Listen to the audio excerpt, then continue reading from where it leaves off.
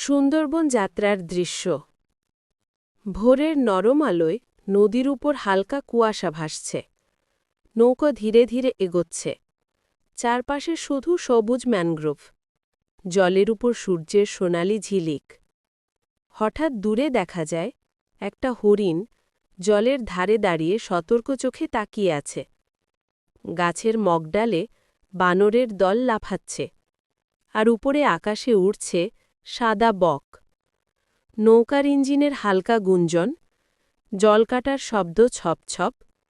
মনে হয় যেন পুরো জঙ্গলটাই নিঃশ্বাস ফেলে আপনাকে স্বাগত জানাচ্ছে। দূরে কোথাও একবার বাঘের ডাক ভেসে আসে। জঙ্গলের রোমাঞ্চ এক লহমায় বেড়ে যায়। এইভাবেই সুন্দরবনের জলে জঙ্গলে এক স্বপ্নের মতো যাত্রা শুরু হয়।